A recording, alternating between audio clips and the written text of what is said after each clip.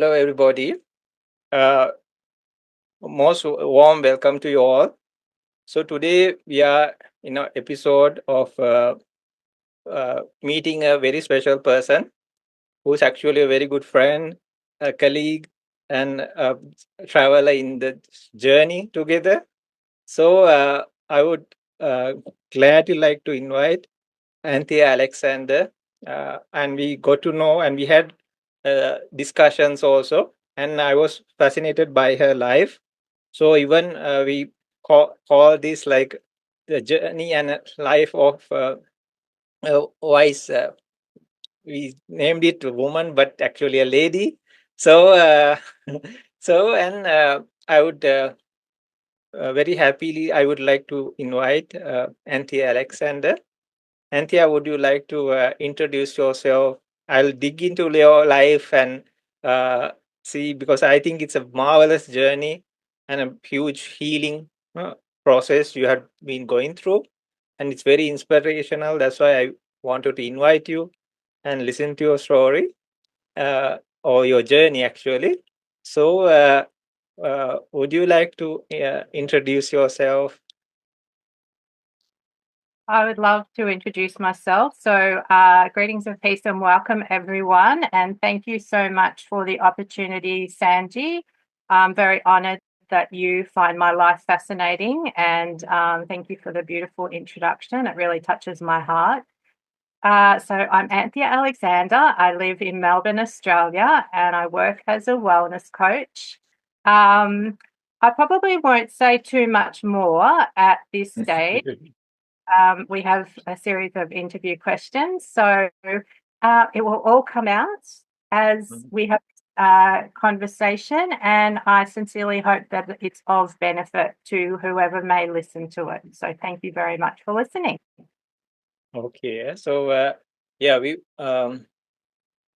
wanted to. It's like a in a way like a phoenix journey, no? Or like a, actually like a heroine story, like person who came out through many things, no? So we see people going through many things, and some people are stuck in there. Some people don't want to come out of there, and so. But in your story and all, you see a huge win or victory, or like how you came out of it. So we'll slowly get into those things. So, Anthea, if I ask you, like, what have you been up to these days? Okay, so at the moment, as I mentioned, I work as a wellness coach. So that involves coaching people one to one with their if they're wanting to gain weight, lose weight, maintain weight, or they have specific health goals they're wanting to achieve. I can help people. And as part of doing that, I've actually been working on my own health results more recently. So I've been really amping up my nutrition. And for the past 3 weeks, I've been participating in a 21-day challenge. And part of this 21-day challenge, and also the work I do as a wellness coach, it's about a philosophy of 80% whole food eating, nutrition, and some supplementation as well. I believe that we do need to supplement our foods, and I can explain a bit more about that during this conversation, or perhaps with another conversation, because I know that Sandy is very interested in alternative medicine, and nutrition is definitely part of natural medicine. Mhm. So 80% whole food eating, supplementation, 20% movement, and 100% mindset. And so I have been challenging myself with my nutrition. I've really lifted my game, and also introduced a bit more movement to my life. I've had some amazing results with balancing my mood. My energy is much better, and also my sleep has improved a lot. So I, as part of the 21-day challenge, I took some photos at the beginning Mhm. and measured weighed myself, and I'll do that again soon, and I'll be able to compare and see the results. And the reason for that is I want to be the best version of myself so that I can, you know, hopefully inspire other people, so that they can know that they can also do that.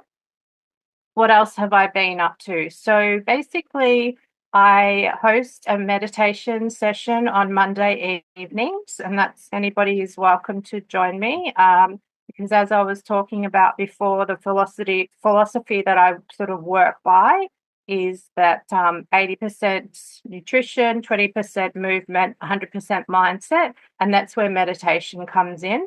And I'm fascinated by meditation, and I found that in my life, when I meditate, everything seems to balance out and work much better for me. So, by making sure that I am hosting a meditation session, it means that I'm committing myself at least once a week to meditation. And I certainly meditate more than that, but it means that, again, trying to lead by example and inspire other people. If they're interested in meditation, they can certainly come along and join the session and for free. What else have I been up to? I've been having these co-hosting some wonderful conversations with you, Sanji, perhaps for maybe two or 3 months now. And I'm really getting a lot out of these conversations. And the purpose of our conversations, this one's a little bit different. It's more focused on my journey so far.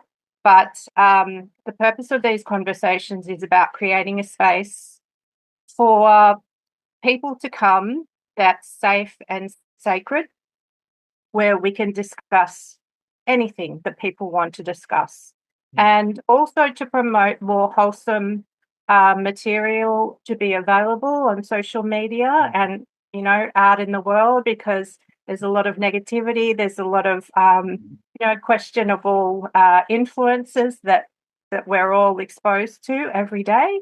So we are wanting to promote conversations and a space where we can explore some different types of issues and more wholesome issues. I think that's probably as much as I am doing at the moment. I also work part-time in a supermarket, and that involves helping people and interacting with people, and I really enjoy that. So I do that for about 10 hours a week. And yeah, that's pretty much what I'm doing at the moment. Okay, wonderful. So, would you like to share, uh, if you go back memory lane, how was your life's journey?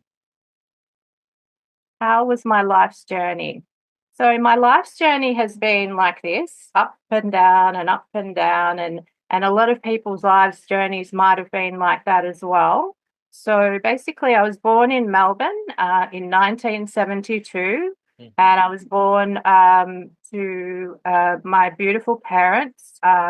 Both of them are now with God, so they both passed away in recent years, and I miss them very much. However, I feel their spirit all around me all the time and constantly reminded of them.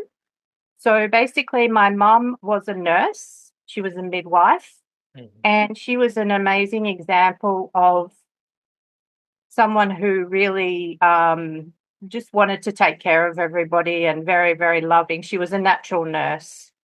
My father was he came from a farming family. He actually came over from Europe, and he came over in the 60s to visit his sister on a holiday in Australia. And then he stayed for a while, and he's my mum and my dad had a friend in common. So what happened was my mum was invited on a blind date to a dance with my dad from her friend, who was also from Europe, from Slovenia, from former Yugoslavia. And when my dad, the story I've been told is that my dad saw my mum walking down the stairs, and it was love at first sight. Mhm. and he basically said, she's going to be my wife.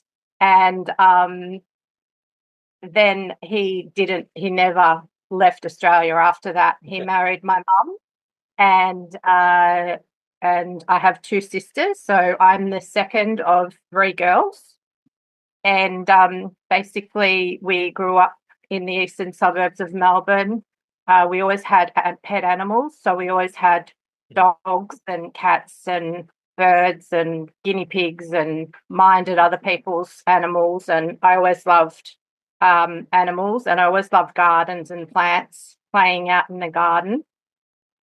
I was always a spiritual little creature, and used to talk to fairies and all sorts of different things. And so I grew up. I was educated, and I went to university, and I studied public health. Mhm. And then I got a job in local government. I actually got a job with the territory government in Northern Australia in Darwin, and I was based at the Darwin Hospital up there. And that job was involved going out to visit the Aboriginal communities, so the First Nations people in Okay. Australia. So I was very privileged and honoured to go out and meet with some very amazing people, and also to see some really, really beautiful parts of Australia that not everybody is able to go and see, because you actually need Mhm. to have a permit to go out and see some parts of where the First Nations people live. So, and then I basically fell in love and got married. Mhm. And I was with my late husband, who unfortunately passed away in recent years as well, for 17 years. And during that time, I basically had different jobs and different careers, but I had a bit of a dip, and I've talked about this before. When I was about 34, I found myself experiencing some emotions and feelings that I didn't quite recognize. And I'm quite a highly driven person, so I push myself pretty hard. And I had never pushed myself to the point that I had to just like hit a brick wall. I'd been able to push myself quite hard. And my late parents, both very strong characters and also both very physically strong. Mhm. So, anyway, I pushed myself too hard, and I was experiencing anxiety. I was overworked, and I got very sick, and then basically resigned from my job.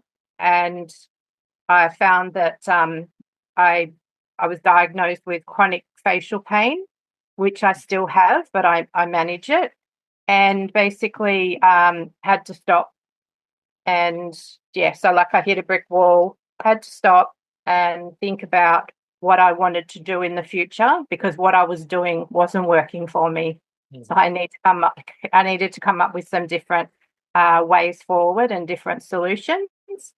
So, what I actually came up with then was that I really wanted to help people in the healing field, and I wanted to study to be a naturopath, or a doctor of natural medicine when I had the opportunity, and also when I had the energy and it was the right timing. Uh, so that was what I came up with. And after that, I had some different jobs. I volunteered, and with community organisations, and I also worked in community development, which I really enjoyed, working with Mhm. people, helping people. And then in the past probably 13 years or so, I've had a particularly challenging time because my husband died, my parents both died, and I had a series of friends who passed away as well, really close family friends. So, what that's meant is that I've really had to step up and start and look within myself and really be strong to look after myself, because throughout my life I'd always had like my mum, who was my best friend, a very strong lady, or my husband beside me, who protected me and took care of me and was a really good provider. So in the past 13 years, I've really looked inside and examined myself and had to sort of find resources that I didn't even know I had Mhm. to live in a way and continue on this journey. And every day is amazing because I I I love being by myself. I love the opportunity to reflect and to think about things. However, I still find it a little bit unusual that I live by myself. And however, for now, I know that things don't last forever. So my situation may well change. But for now, it's really, really healing for me to live by myself. And I reflect on different role models and even sort of religious figures who have spent a lot of time by themselves. And you're an example of that too, Sanji, spending so much time by yourself, Mhm. meditating. And so I think it really allows for like a really deep connection with yourself and to get to know yourself at a deeper level. Mm. Uh, I'll leave it at that for that question Okay, okay. because I've Yeah. given quite a bit of information. Yeah, yeah. Thank you. And if you want, like, drink a glass of water or sip of water or something, eh? No, anytime, eh? Okay, thanks. So now we are talking about a story of a heroine, no? Like a person who. So I'm not trying to make things difficult or like hurtful or anything, because people will wonder, no, like, okay, what was the heroic part of this, no? So please tell from small days, like if you saw that later we'll come to the solutions you got. Eh? Next, maybe next question. But here, please tell us, like, what were the obstacles or what were the biggest places you found was most difficult to in life from small days, because life is a journey, right? So, from small days, what were the things like you? But you don't have to feel hurt or anything. It's not like to bring up all things, or they say like add salt to the wounds. No, it's not like that.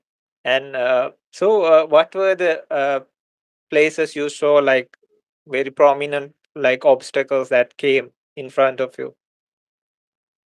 Okay, so when I was being born, I actually, my mother had a difficult delivery Mm. and they needed to use forceps on my head Okay. to lift me out of her body.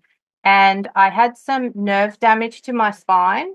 Mhm. And what it meant was that my eyes are slightly different. And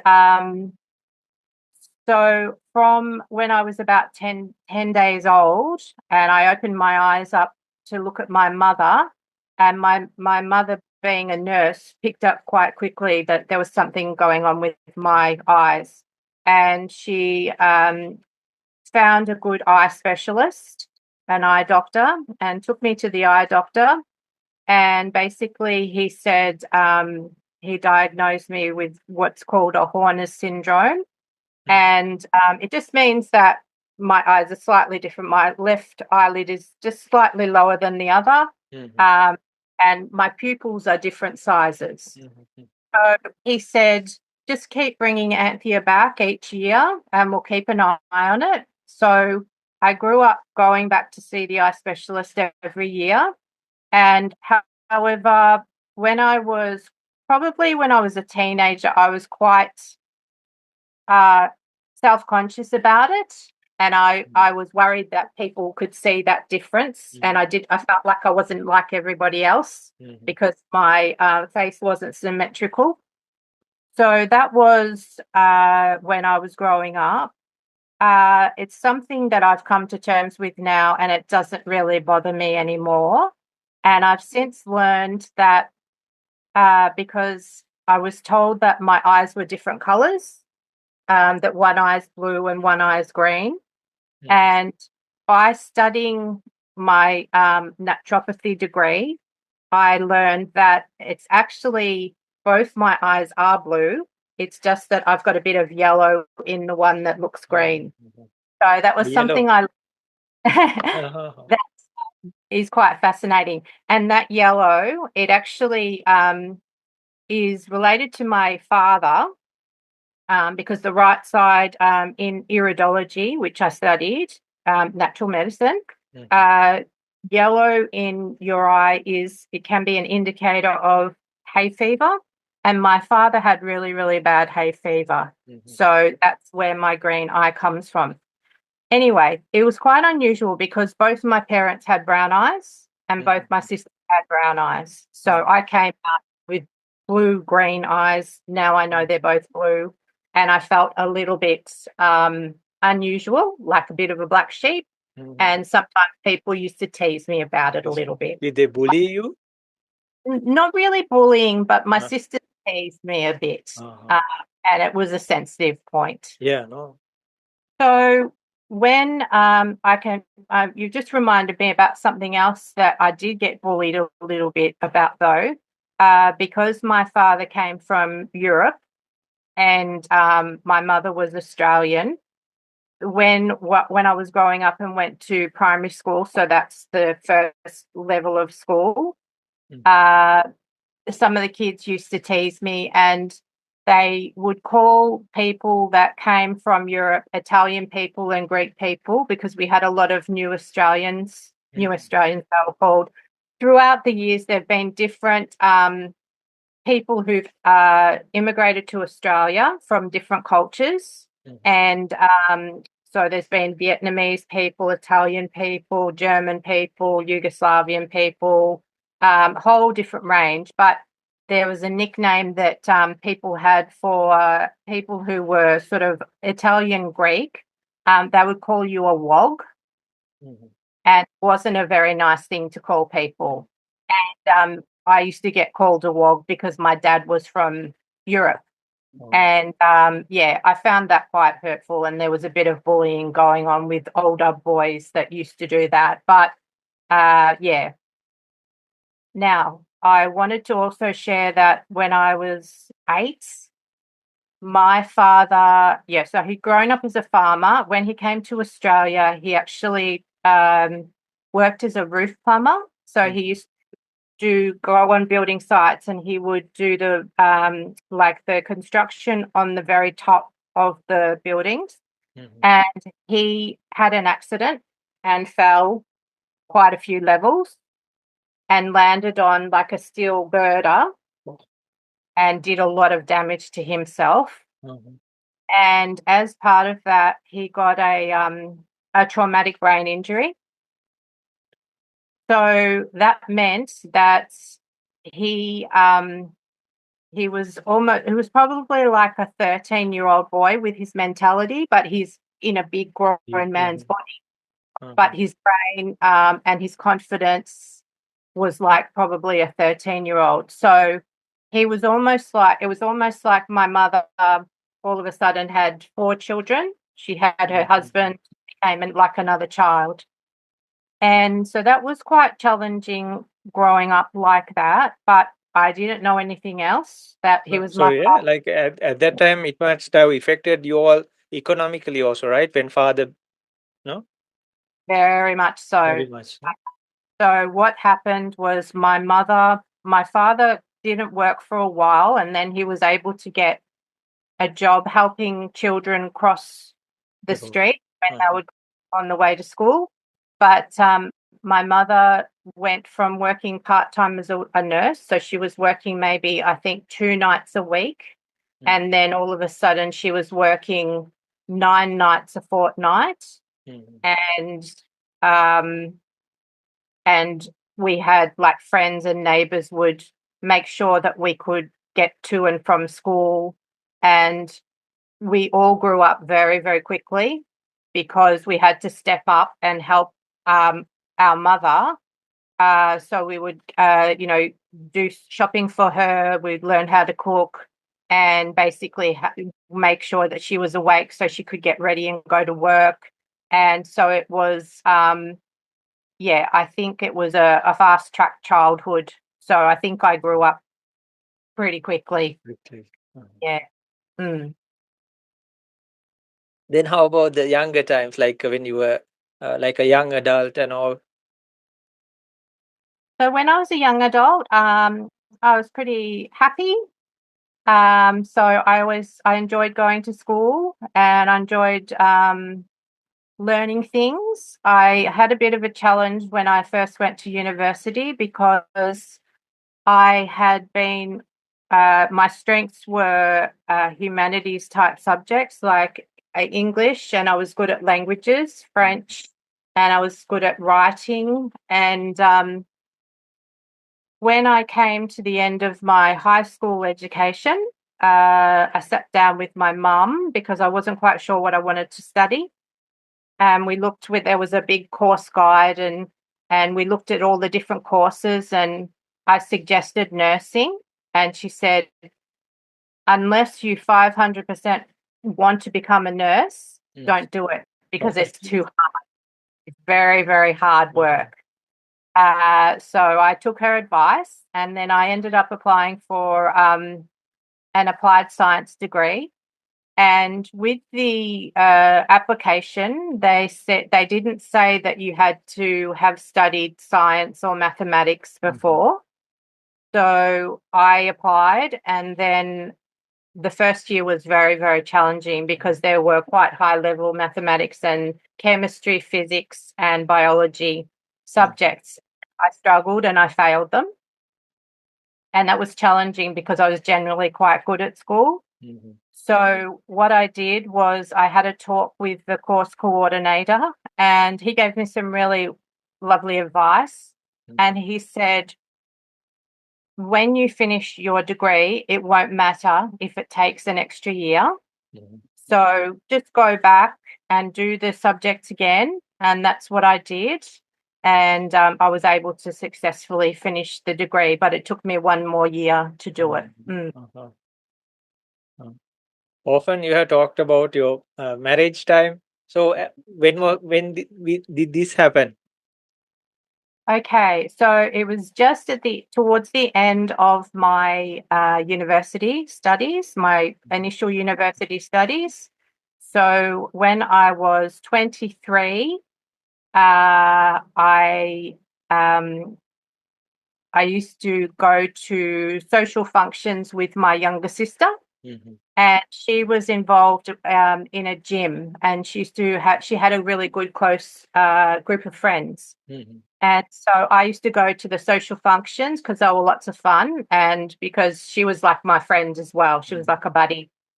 So I went to one of the social functions and I met this man. He was called Harvey and he was a bit older and he was a real character. He was really funny Mhm. and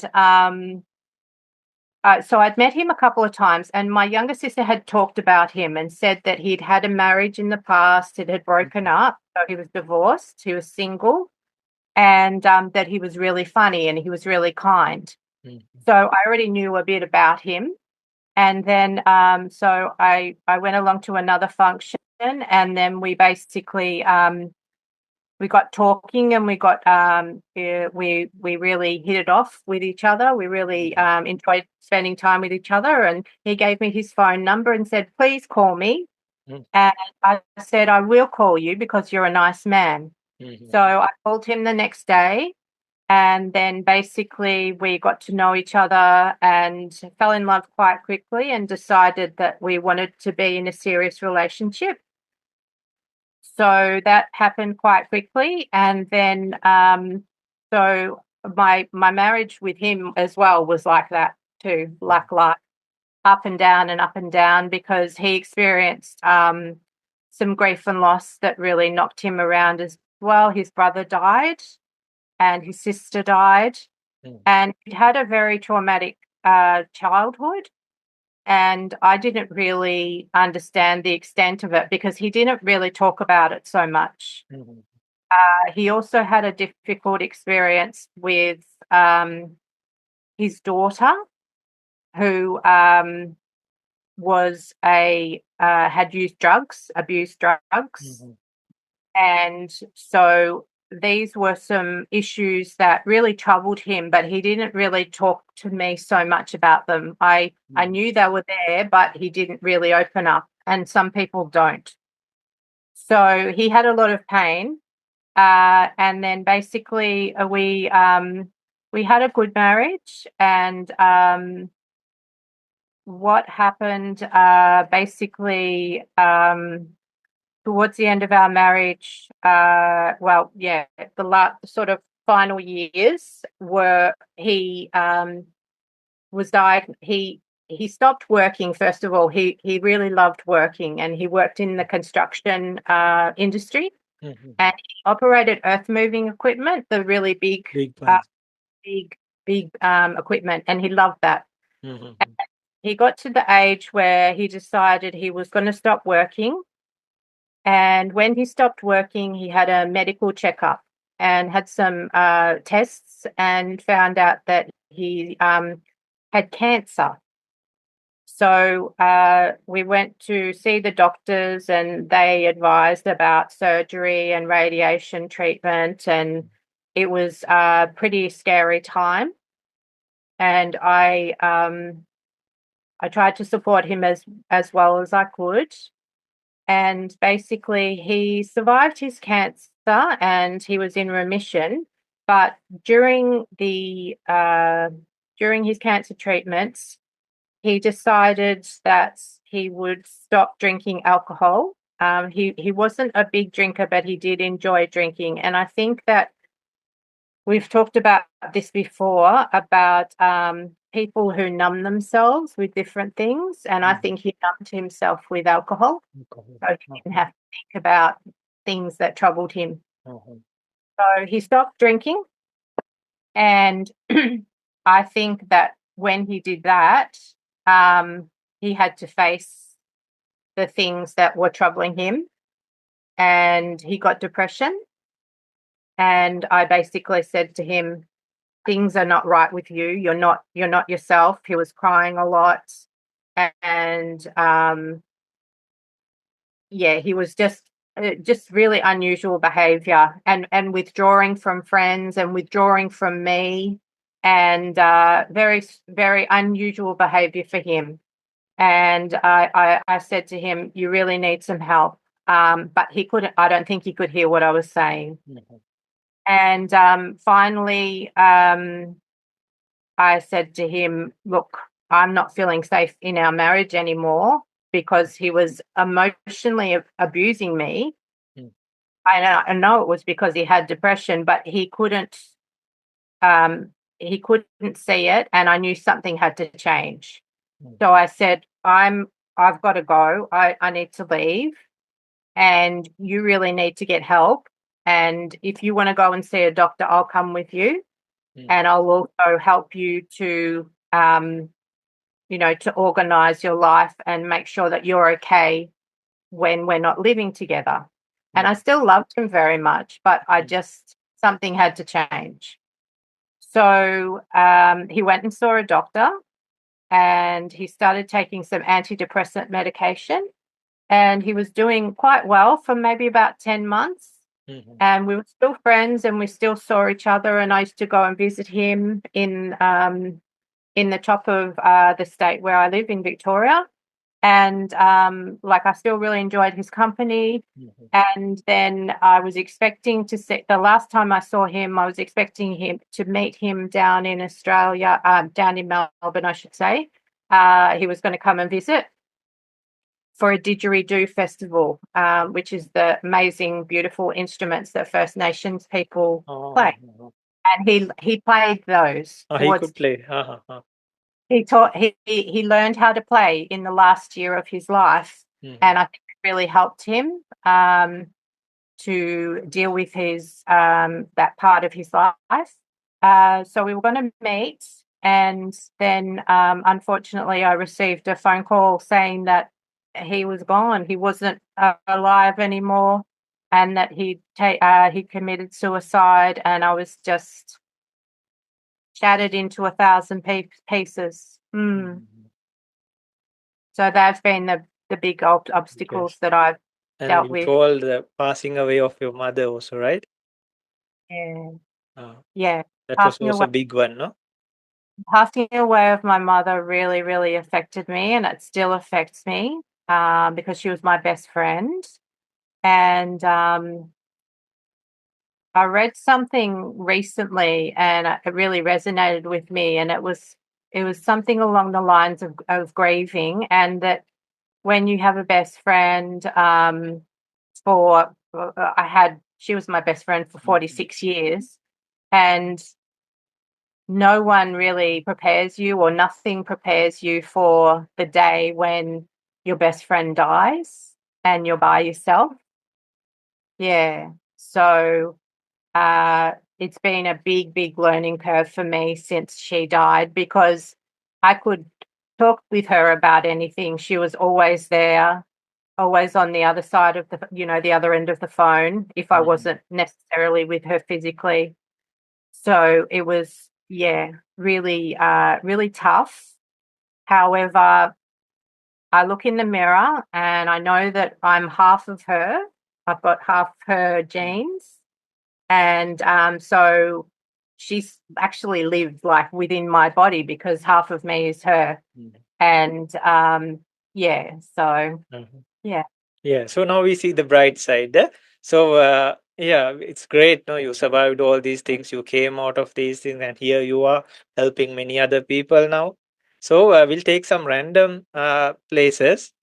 And please tell us like how you came, for example, when you were a child, if you can take that, or when you just went to university, or like maybe three places, maybe the instance if you like to discuss about it, especially when you went through what happened with your husband, and then like now, like what is going after mother.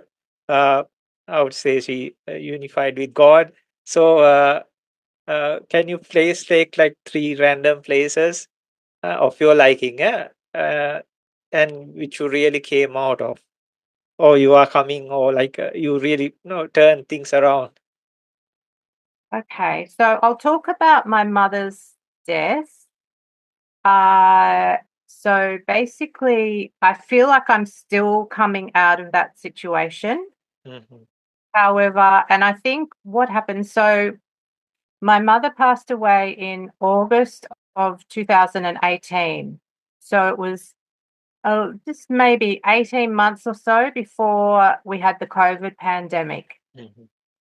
So um, when my mother died, it meant that I had been living with my mum in our family home.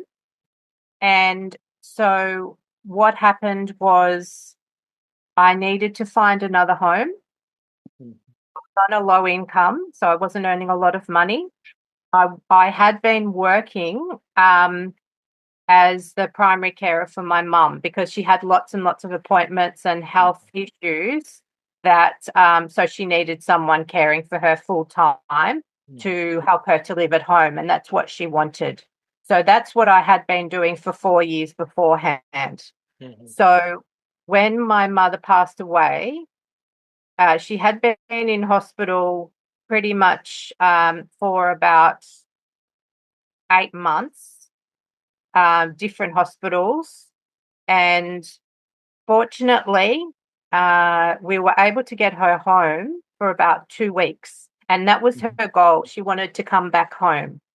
And so we were able to get her home for 2 weeks. And then unfortunately, her condition and her pain was too much for her to be cared for at home. So she went to a hospital or a hospice, Mhm. where we knew that she probably wouldn't come home. That was Mhm. where her life was going to end. But she felt peaceful about that, because that's where her father had actually died. So in other circumstances, she had really fought being in hospital, but in this circumstance, it just seemed that she was very at peace with it. And what I had done was, so I said that I explained that my mother had been in hospital for about 8 months, and probably when she'd been in hospital for about 5 months, she realized that she probably wasn't going to get any better. She probably, it, and what she decided was that she wanted to have palliative care. So she didn't want to have,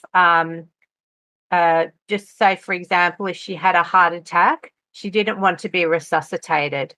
because she just felt that she wanted to let nature sort of take its course Mhm. and die more, like end her life more gently and peacefully rather than having uh, Western medicine continually trying to make her better, because she wasn't a young, healthy person her body had been through so much. Mhm. So that's what she decided. And when she decided that, she also expressed that I think, she was a twin. So she had been born as a twin, and she was a person who didn't do very well by herself. Mhm. So she always had people around her. And when she was in hospital, she did have the nurses and the doctors, and I think she felt comfortable in that situation and environment because that was her work environment. However, she did get quite lonely because the nurses and doctors can't be with her all the time. So what we decided was that somebody would stay with her every night. And Mhm. that's what I committed to do. I basically slept in the hospital. Wherever she was, I slept Mhm. beside her every night. So she Mhm. had somebody. And then during the day, I would go and do other things, but I would make sure that I slept with her at night. And when she went to the hospice and she felt quite at peace, she said to me, "You can go home and sleep at home tonight. You don't have to stay with me tonight. I feel peaceful." And I thought, wow, that's amazing. And yeah, so basically, then the next day I came to see her, and she wasn't able to speak. She wasn't able to speak with me, and I pointed it out to the nurses, and they thought maybe she had some sort of neurological event, so she might have had a stroke or something like that. Mhm. And then the following day, we knew that the doctors and the nurses just basically said, "We think that she's going to die quite soon, so let everybody know." So I called everybody up, her family, and everybody came and said goodbye to her. And then we sat peacefully with her, and I held her hand, and she couldn't move her body too much, and she couldn't speak, but she was sort of just curving her body towards me. So, and my sisters were there as well. And basically, I held her hand, and then her spirit left her body, and I felt like there was angels in the room, just very, very peaceful. And it was one of the most beautiful experiences I've ever had. Mhm. Okay. So Mm. thank you for sharing, Anthea. So yeah. So now, at what point, like if you come back more further, so now you take this holistic approach.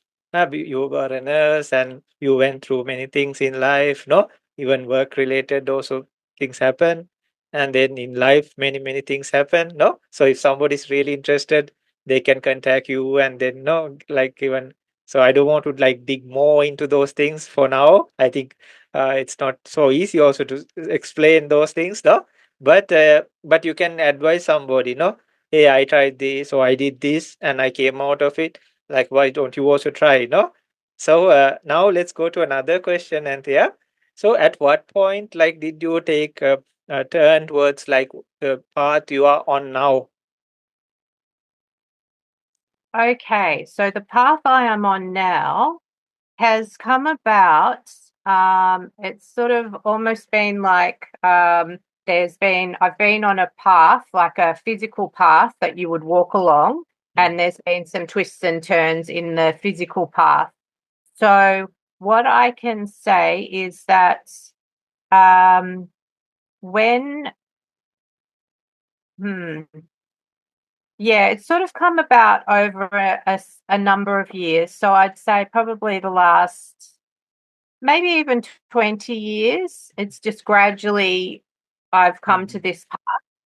But more specifically, I can talk about the past 5 years or so. mhm, So once my mother passed away, I really, so I'd lost, I couldn't stay in our home. So I had to find another home.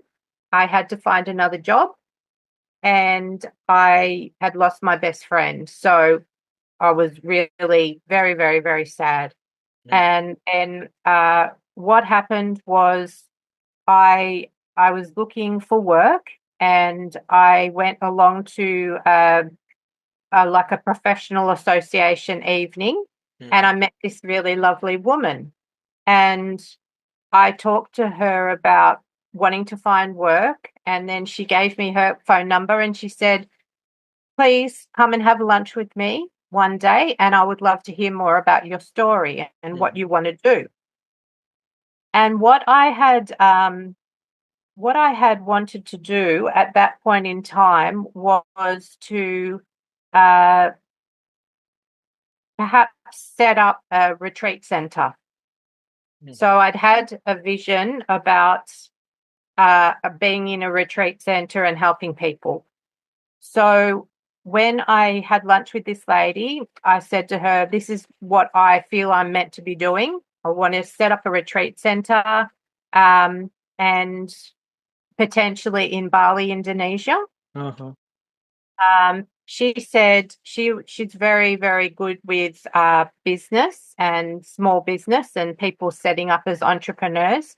And she said to me, "Why don't you just try doing that in a smaller way and see if you like it?" And I said, "Yeah, sure." So what I did was she actually invited me along to a course for entrepreneurs, uh-huh, and I attended the course, and that was designed to find out who I wanted to work with and how I could do it. And what actually came out of that course, that was for about maybe 6 months, was that I started doing a series of workshops with women, mhm, and um, and then I sort of it became a little bit more specific. And then I started working with people who were women who were health professionals. And it was about supporting them to prevent them from burning out so that they had support. It could be either one to one or through workshops to help them to prevent them from burning out because they give so much of themselves. And that I was inspired by my mother, and my mother who would go to work all night and then she would come home in the mornings, and then she would tell us about the different stories of this baby was born and this happened. mhm, And so she would debrief to us. mhm, So I felt like I had learned from my mother to be a listener, and mhm, that I could listen to people and hold space for people. So that's what I was looking at that stage. And I did hold workshops, and I also did some one-to-one coaching, and that was more in the emotional well-being area. And then what happened was I needed to move again from where I was living, and so I moved, and I also got some work. And what that meant was that I decided, and I was studying at the time as well, I decided that I would just put a pause on my uh, working for myself and that side of my business, because I was putting a lot of effort into my being employed and by somebody else and moving house and looking after myself and studying. So for a few years, for about 3 years, I was more focused on sort of like practical aspects of life and just day to day things. And then more recently, last year, I can say, at the end of October, I decided that I wanted to host some meditation sessions. So I felt called that and guided that I had the space within me to do that on a regular basis and to help other people. And then so I offered those sessions and I've been hosting those sessions. And then amazingly, through doing that, you reached out and said, would you like to be involved in what I'm doing, co-hosting these events? And I said, yeah, sure, why not? And we had a meeting, and then basically we've had our weekly sessions since then, which have been amazingly healing for me. And I didn't expect that they would be healing for me. I felt it was more about giving to other people, but it's amazing when you give to other people, you receive as well. So, yeah, I can't remember what the question was you asked me, No, but no, I've it's okay. talked. It's okay. Totally fine. Eh? So, are there like within this journey, unforgettable experiences? Just some, if you like to share. Unforgettable experiences, definitely. So, I already talked about being by my mother's side when she passed away. That's definitely an unforgettable Sure. experience. I felt very honoured to be able to do that. Uh, Another unforgettable experience was the day I got married, which was one of the happiest days of my life.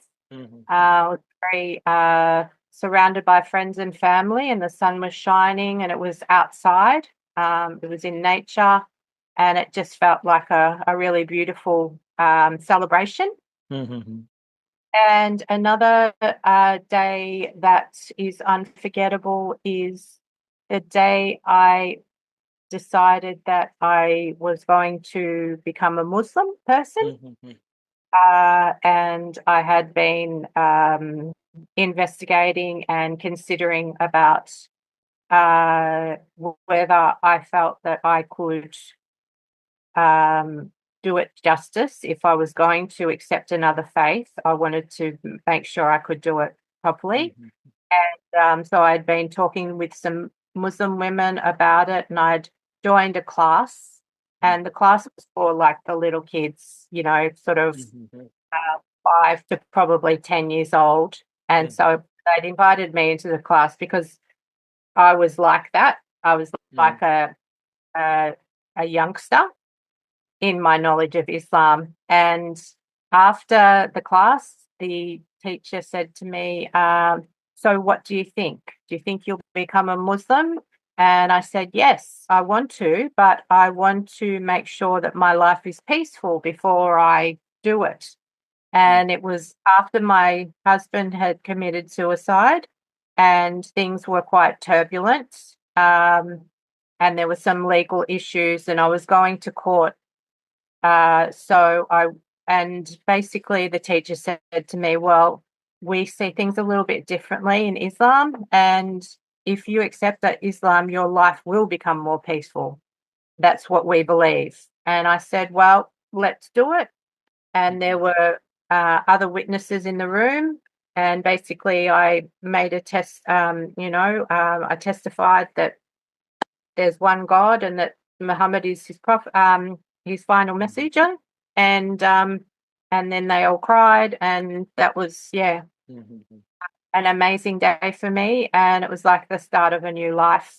And it's been a very, very peaceful part of my journey.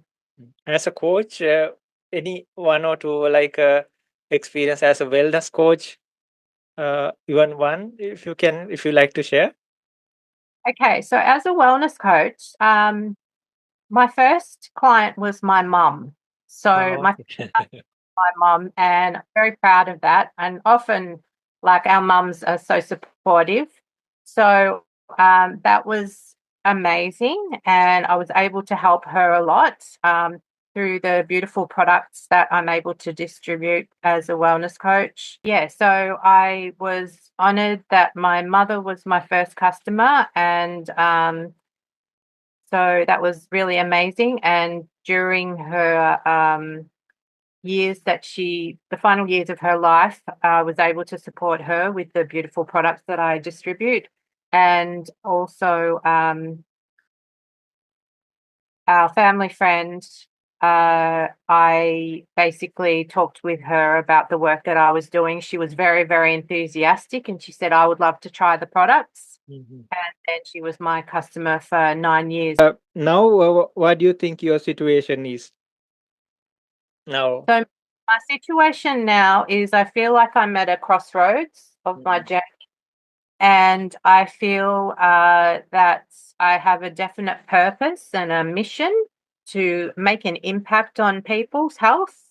And I feel that I have some really beautiful gifts and experience and skills that I can help people with in terms of emotional well-being, really holistically. So I can help people with their physical bodies, with their mindset, with through meditation and emotional well-being as well, through the experiences that I've had so far and through what I do in terms of looking after my own body. Oh, wonderful.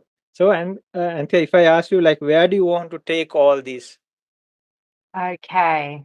So, back to what I talked about with the retreat center, when we were talking about having this interview conversation, I had put aside the dream and vision of having a retreat center during COVID because it was so challenging and we had really tough lockdowns in Melbourne. We weren't able to travel. Mhm. The prior years before COVID, I'd spent a lot of time in Bali, and also Lombok Island in Indonesia, and made lots of friends. And I really love both of those areas. And so I had and was considering either running a retreat um, in one of those locations or actually setting up a retreat center. So what I would really love to do is I would love to potentially host retreats for people, Mhm. and not necessarily only in Bali, Indonesia or Lombok Island, but throughout the world. I think that would be amazing. So, Mhm. Lanka, watch out. I might host a retreat and have run a retreat center in Sri Lanka. You never know. You suddenly look at it, there's Anthea with a retreat. On your window. So, finally, I would like to ask, like, what would be your ultimate goal? My ultimate goal is really to leave a legacy so that I can potentially touch a lot of people's lives and help them in whatever way they requiring help. So yeah, it's about making an impact. I would also love to write a book, and that's something a goal of mine that I really started seriously considering when in about 2011, but I've sort of started and stopped. It hasn't happened, but I would love for it to happen and potentially more than one book as well. So that's yeah, I really want to be of service to humanity and Mother Nature, animals and plants. And if I can do that to whatever a bit to whatever level of my ability I can for the rest of my life, I'll be very happy.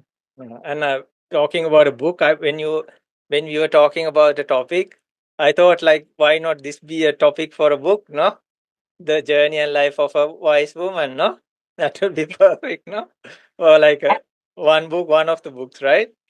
Yeah. Great minds think alike, because I was thinking the same thing when I was Okay. in this conversation, this interview.